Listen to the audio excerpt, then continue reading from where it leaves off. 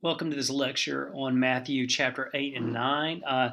These two chapters include 10 miracles that Jesus performs right after the Sermon on the Mount. Now, this position here is pretty important, and we know that the Sermon on the Mount is something that Matthew put together based on the Q source.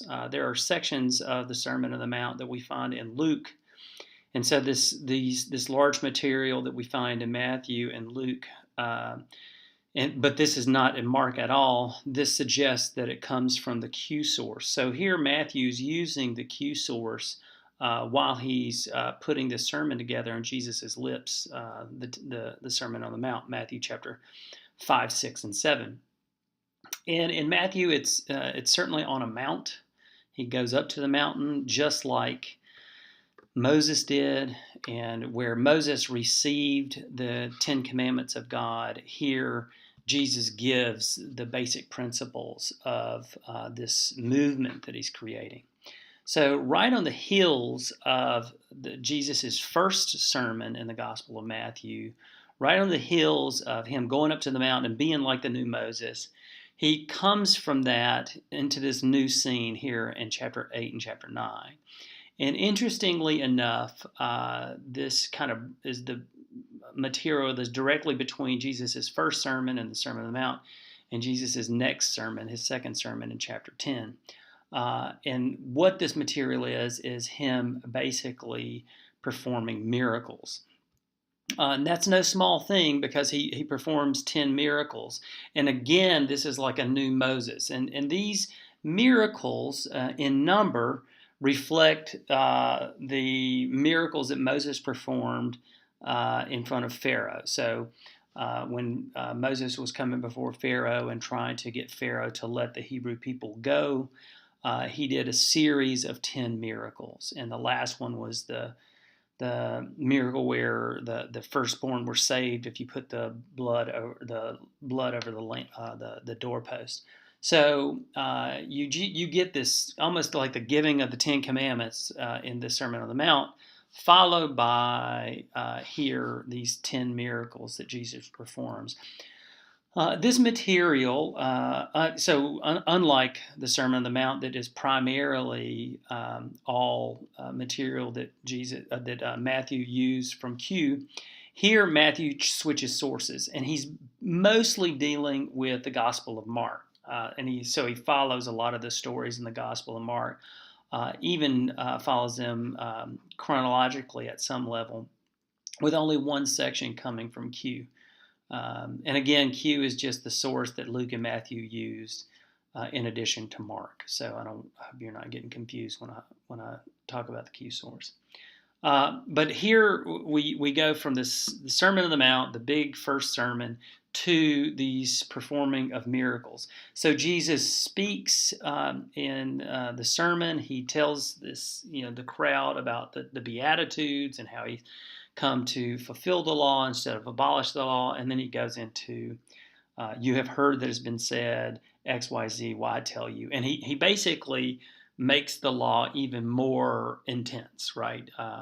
You've heard it said, an eye for an eye and tooth for a tooth. I tell you, turn the other cheek. So Jesus makes the law even more stringent in his sermon. And then following that sermon, he performs 10 miracles that then show what this sermon is supposed to look like in action. So that's how this actually works. So it's interesting also how Matthew structures these miracles. He has 3 miracles in a row to start off with: the cleansing of the leper in 8, 1 through 4, followed by the healing of the centurion's slave in 5 through 13, and then all the healings at Peter's house in verses 14 through 17. And you'll see what I've done here is shown you where this material is in Mark. So when I say 8, 1 through 4, that's Matthew. And he's using the material in Mark chapter 1, verses 40 through 44. And then the next section, chapter 8, verse 5 through 13, he uses Q, which is also evidenced there in Luke chapter 7, 1 through 10. Now, what's really interesting about that is this ambivalence that Matthew has regarding Gentiles, and centurions are certainly Gentiles. This is a Roman soldier, and a high-ranking soldier at that. So not only is it shown, centurions are known to be these military leaders, but here he has a slave. Now we don't know, and this is kind of something that's pretty fascinating. We don't know if this is a Jewish slave or not. It doesn't really say. But the centurions, when the Roman army captured people, and in the ancient world this was a dilemma. When you captured people, they used to just kill them. And the Romans, this is the controversial part, instead of killing them, they would enslave them. And somehow they thought that was better. So you can tell this is a whole different kind of society, right? But the Roman army's show of mercy was to enslave people rather than to slaughter them. And here we don't know the nature of how the centurion came about having the slave, but we know that Jesus heals the slave. And the most controversial thing, every time there's a Gentile in the Gospel of Matthew, it's important to pay real close attention to, because Gentiles are viewed with great suspicion by Matthew, but always allowed to kind of enter into covenant. And this ambivalence in the Gospel of Matthew runs from the very beginning with the birth narratives that these people from the East come, these definitely non-Jewish people come and recognize that a Savior is being born. And so they have like this faith from somewhere, but they're definitely not part of the covenant. So Matthew starts with that kind of interesting relationship to Gentiles and continues all the way through. And that's what we get here with the healing of the centurion slave. Now, Mark is even more ambivalent. Mark really doesn't deal much with Gentiles. So Matthew kind of inserts this right in the middle of the way he uses Mark, and he gets this from Q source. So he's making an interruption in Mark's narrative early on to include something about Gentiles. So that's really important to note. But I want you to notice, we'll back up to 8, chapter 1 through 4 again. It says, when Jesus had come down from the mountain, again, this is just like Moses descending with the 10 Commandments, right? So he descends, and there's this great crowd following him. And it's in that situation that the leper comes to him and kneels before him, saying, Lord, if you choose, you can make me clean. And he stretched out his hand and touched him, saying, I do choose, be made clean. Now, he preaches this sermon about following the law and how he's going to be even more rigorous in following the law. And then as soon as he comes down from the mountain of teaching, he breaks the law. You're actually not supposed to be that close to lepers. So there's another immediate indication that Jesus is going to be doing something very different than what folks expected.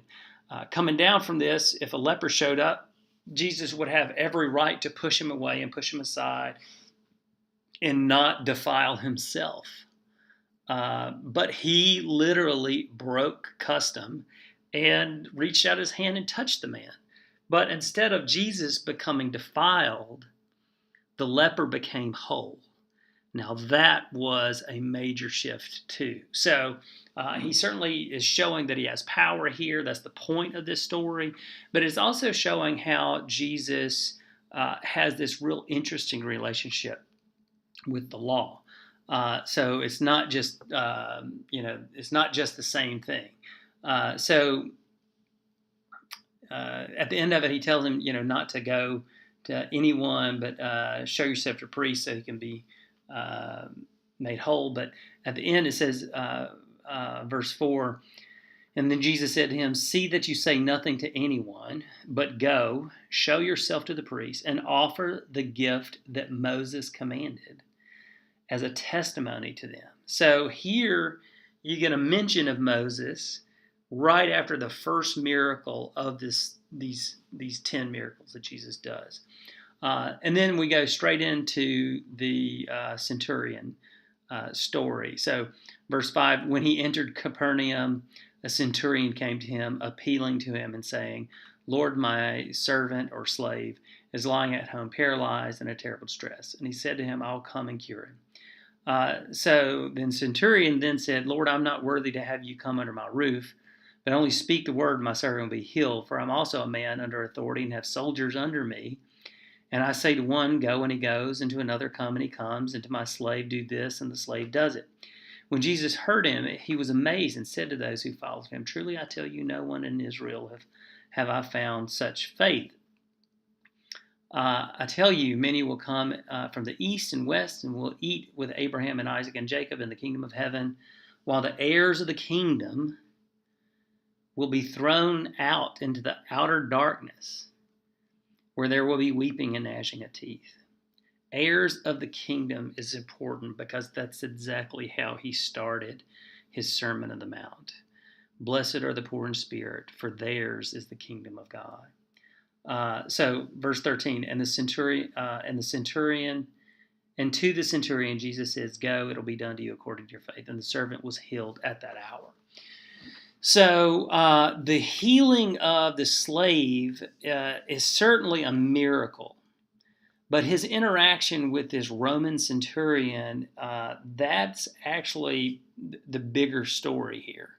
The way he engages the centurion and calls the centurion's faith greater than what it would be even in Israel. So there's already this dichotomy from this second miracle between kind of these Gentiles who have really good faith, real strong faith, and the Jewish people who Jesus ends up confronting all the time. And it's not just Jewish people. It's not Jewish people. That's I should strike that. It's Jewish leaders in particular that Jesus has so much hard time with. So he moves from this healing the slave, the centurion slave, and really kind of this major interaction. And probably, this is the first major interaction that Jesus has with a Gentile in the Gospel of Matthew, and it's pretty pro-Gentile. The Gentile comes with, this is a centurion, so there's a massive power discrepancy between him and Jesus. And the centurion would have the power, right? And yet he acquiesces to Jesus and doesn't even say he's good enough to have Jesus in his house. He's not even that good. So Jesus makes a big deal out of his faith. So it's a really important interaction between Jesus and Gentiles. It shows that the way Jesus is going to interact with the Roman Empire is going to be interesting too. He does not kind of bow down to the centurion, which is what exactly should have happened. The centurion actually bows down to him. The centurion, a Roman soldier, high-ranking Roman soldier, who would have had an incredible amount of power, comes to Jesus and seeks Jesus's power. This would have been an absolute anti-Roman story. There's no way anybody who was a Roman could have read this and not felt like something wrong was happening because of the centurion's power. So it goes into this next section of the healing at Peter's house. This is where Jesus heals Peter's mother-in-law, but then all kind of people come to him and bring him all who were sick and possessed with demons. And he cast out the spirits with word and cured those who were sick. And then verse 17 is important. It says, This was to fulfill what had been spoken through the prophet Isaiah. He took our infirmities and bore our diseases. That's a formulaic statement there that shows, again, how the ministry of Jesus is tied in with Scripture. This was done to fulfill. You'll hear that often in the birth narrative of Jesus in Matthew. When you read chapters 1 and 2, it says over and over again, this was done to fulfill. That's how he sets up the healing stories. It's first a healing of a leper, most likely a Jewish leper, moves to a Gentile man of power, and then goes into a home and heals a lot of people, right? So he moves from a single Jewish leper to a single centurion's slave who he never actually saw, and then to a group of people. And at that point, Matthew creates an interlude, right? Chapter 8, verses 18 through 22, deals with would-be followers, or what does it mean to be a follower of Jesus. So you have all this teaching, this large section of teaching, 3 miracles, and then this story in 18 through 22. Now, when Jesus saw great crowds around him, he gave orders to go over to the other side. So he was trying to kind of get away, and the other side is a Gentile area. A scribe then approached and said, a scribe being this would be a teacher of the law in Jewish circles. The scribe says, "Teacher, I'll follow you wherever you go." And Jesus said, "Foxes have holes and birds of the air have nests, but the Son of Man has nowhere to lay his head." Another of his disciples said to him, "Lord, first let me go and bury my father." But you see, Jesus said to him, "Follow me, let the dead bury their own." Now that's pretty intense there for Jesus to say something like that. He's using a story out of Mark chapter 4, verse 35. He'll pick up on this story and as he moves into the next 3 miracles. But basically, Jesus chastises this scribe and the would-be followers and says, listen, if you're going to follow me, it's not going to be easy, right? You're going to be, it seems something like homelessness. And even when something terrible happens like a death, you're even supposed to forsake that to follow Christ. So it's really interesting. He has all this power to heal, all this power to cross boundaries between Jewish and Gentile, between clean and unclean. And yet to be his follower is to be self-sacrificial, even with all that power that he has. And so Matthew's Jesus continues to, even with this interlude about being a follower, it doesn't fit kind of the norm. So after the interlude, he goes into another series of 3 sermons. 3 miracles. And these are all from Mark now. And you'll see that he picks up right there. The interlude from 4:35 in Mark chapter 4:35, turns right into the quieting of the storm. And then follows the next healing story also follows Mark's narrative. And it's interesting that going over to the other side, that it's in that transition, in that boundary crossing, that this storm happens. And so the boat was about to collapse, and they went to wake Jesus up. And they said, "Lord, save us, we are perishing." And he said to them, "Why are you afraid, you of little faith?" Now, this certainly reminds you of the centurion, right, who had great faith. Now the disciples have little faith. He got up and he rebuked the winds and the sea, and there was a dead calm. They were amazed, saying, "What sort of man is this, that even the winds and the sea obey him?" So this is now shows power over the natural world. So Jesus has the power to heal infirmities. He has the power to cast out demons. and he has the power to control over the natural world with storms. And it's an interesting thing that it happens in this transitional from the Jewish area to a Gentile area. The Gadarenes is certainly the place where you would find this is a Gentile area, and so in that Gentile area, that's it's no surprise that you'd run into folks who were possessed by demons. And there, sure enough, he arrives into there and he finds two demoniacs coming out of a tomb. And they came to him, and they wouldn't let anybody pass, but they shouted and said, "What have you done to us, Son of God?" So even these demons recognize who this is. "Have you come here to torment us before the time?" Now a large herd of swine was feeding at some distance from them. So here, again, the evidence of this being a Gentile area because they have swine, a whole herd of swine, which would be totally unclean for Jews. Verse 31, the demons begged him, "If you cast us out, send us into the herd of swine." And he said, "Go."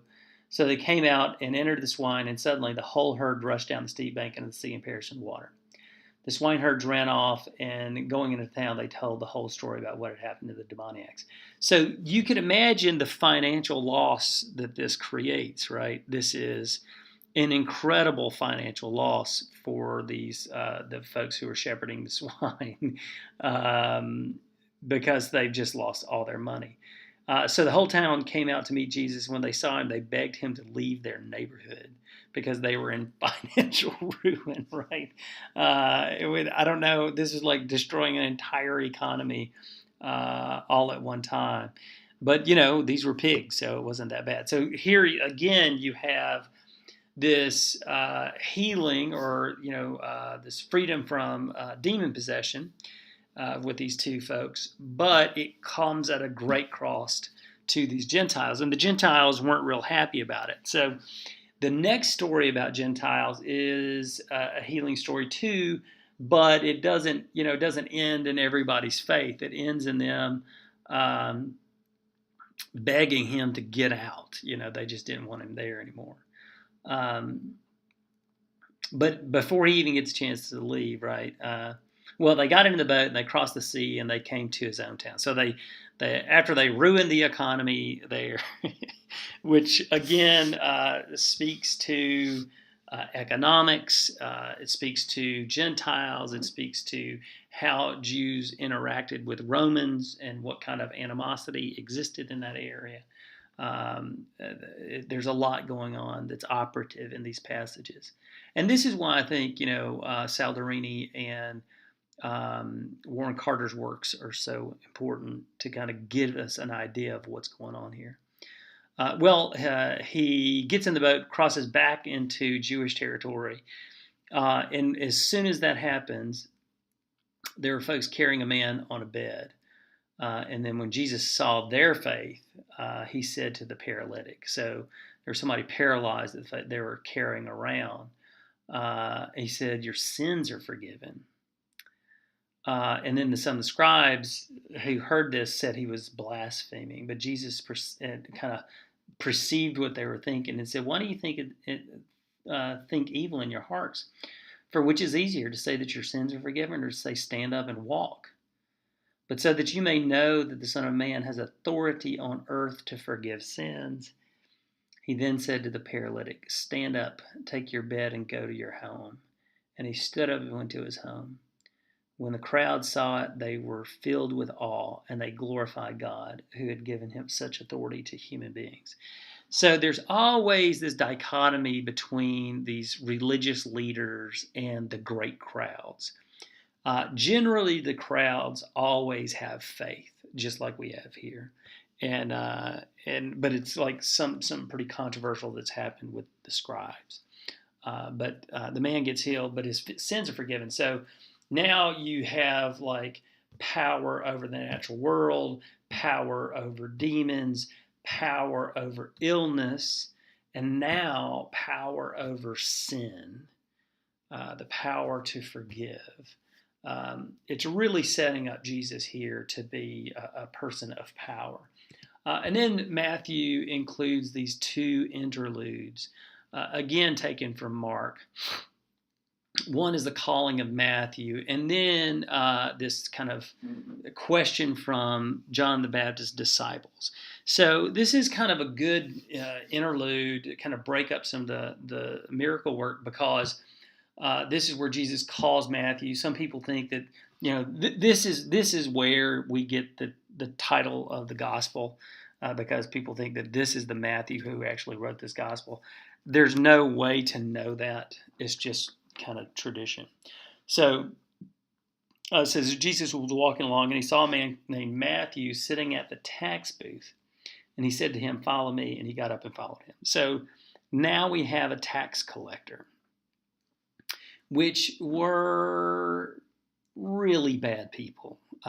These were folks who were Jewish and absolutely worked for the Roman government, and took taxes at whatever cost they wanted, and took money from the Jews and gave it to the Romans. And they were always bad guys. They were always bad guys. But then it says, and as he sat at dinner in the house, many tax collectors and sinners came and were sitting with him and his disciples. So Jesus is these are like traders. These are Jews who are in the pocket of the Romans and extracting money from fellow Jews at any rate they wanted, because there was no regulatory system there. And they would take their cut, and then they would give to Rome what was Rome's. And now Jesus is hanging out with these guys. And so the Pharisees saw this, and the religious leaders saw this, and they said to the disciples, "Why does your teacher eat with tax collectors and sinners?" But then Jesus heard this, and he said, "Those who are well have no need of a physician, but those who are sick. Go and learn what this means. I desire mercy, not sacrifice, for I've come not to call the righteous, but sinners." It's a fascinating verse dealing with how Jesus interacts with what amounts to an ethnic trader, who these guys who are sucking money out of their own people, being puppets of Romans. So there's this big question that he calls Matthew's a tax collector. So it kind of sets up this story that's another unexpected story that you just wouldn't expect somebody to act like this. But then it follows that Jesus, the disciples of John, came to him saying, "Why do we and the Pharisees fast, but your disciples don't fast?" And so Jesus answers this about new wines put into old wineskins. This is something completely new. And so eating with tax collectors and sinners, engaging Gentiles, bucking the Jewish religious system, Jesus is something very different. And Matthew's structuring it like that. Matthew's telling the story here in a particular way to get a particular Jesus. And this Jesus has incredible amount of authority over just about everything, right? And so he moves now to these concluding 4 miracles. The resurrection of a girl and the healing of a woman. These are 2 miracles in one that's also found in Mark. And then healing of 2 blind men. And finally, healing of one who was mute. All coming from Mark. So this whole miracle, all these miracle stories happen with Matthew, but mostly using Mark. The only exception to that is the centurion's slave, where Matthew uses Q to kind of redo that. But the resurrection of the girl and the healing of the woman, this is a real popular story about a girl who had died, and on the way, a woman touched the fringe of his cloak or the hem of his garment because she had so much faith. Now, this is the first time Jesus deals specifically with women. And it's as interesting as the way he deals with Gentiles.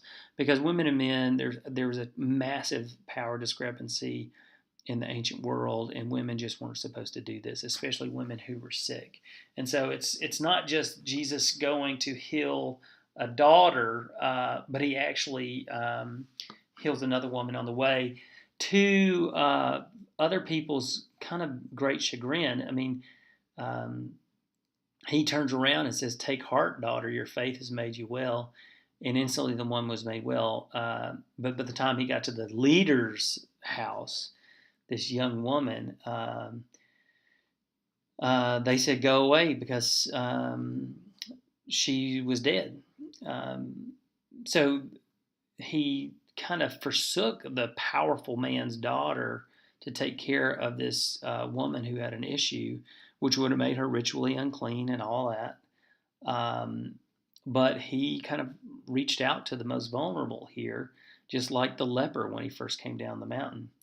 And he healed her. And then when he shows up to where he's going to take care of the leader's daughter, she's dead. But he says she's not dead; she's just sleeping. And they laughed at him. But he pushed everybody outside, and he took the little girl by the hand, and she got up. And this was a resurrection story. It's the first resurrection story that we get, and it's a pretty big deal. And this is the report of this spread throughout the district, so the word gets out, right? And then right on the heels of that, Jesus went from there, and this is the healing of 2 blind men who were following him, crying out loudly, "Have mercy on us, Son of David." This is very similar to the Gospel of John, John chapter 9. It's very similar to that. But here you have 2 people, not just one person. And so it kind of begs the question if it's related or not. But it's close. So this would have functioned maybe in oral history, and John kind of hears that oral history and built another story out of it. But Jesus hears them yelling at him. He says, "Do you believe that I'm able to do this?" And they said, "Yes." So he touched their eyes and said, "According to your faith, let it be done to you." And their eyes were open, and Jesus sternly ordered them, see that no one knows of this. But then they went around and spread it anyway. So the word's really getting out about Jesus at this point. It goes straight into the next miracle story. And after they had gone away, a demoniac who was mute was brought to him. So here you get another story about a demon, somebody who's demon possessed, and brought to him that he can't speak at all. And Jesus kind of interacts with this person. Let me see here. So when they brought him to Jesus, the demon had been cast out, and the one who had been mute spoke, and the crowds were amazed and said, "Never has anything like this been seen in Israel." But the Pharisees said, "By the ruler of demons, he casts out demons." So all these miracles, while it's been really great for those who've been healed and been brought back to life, it's been really hard on the religious leaders who apparently don't have the power to heal and bring people back from the dead. So Jesus continues to confront religious leaders, which indicates that that's exactly what's happening in Matthew's own time. Matthew's writing this gospel certainly to construct the story of Jesus, but to construct that story in a way that would speak to their own situation. And I think the Gospel of Matthew is written in Antioch, right? And there in Antioch, he is facing serious pressure from the Jewish community, even probably getting kicked out of the Jewish community. And at the same time, he's getting kicked out of the Jewish community, and his community is getting excommunicated. There's all these Gentiles who are believing. And so he's writing that into the history, into the story of Jesus. So it's not just something Matthew and his community is dealing with, But this is actually the story of Jesus, and so they're looking back to find answers to their own problems, which is how he kind of ends this whole section with the harvest and laborers, again coming from the Gospel of Mark, using Mark as a source. Then Jesus went about all the cities and villages, teaching in their synagogues and proclaiming the good news of the kingdom and curing every disease and every sickness. When he saw the crowds, he had compassion for them because they were harassed and helpless, like sheep without a shepherd. And then he said to his disciples, "The harvest is plenty, but the laborers are few. Therefore, ask the Lord of the harvest to send out laborers into his harvest." So that's a great concluding section, because it goes right into the next section where Jesus actually does exactly that. He sends out the disciples in this his next big sermon in chapter 10. So I hope this has been interesting for you. I hope you can see how Matthew's constructing his argument and constructing the whole thing to answer some questions that his own people in his own time were facing at the end of the first century there in Antioch, and doing so by kind of putting this all back into the story of Jesus. If you have any questions, don't hesitate to send me an email. I hope you're enjoying your classes and the readings. Really kind of use the readings and engage the lectures at the same time. And again, if you have any questions, just feel free to give me a call. Take care.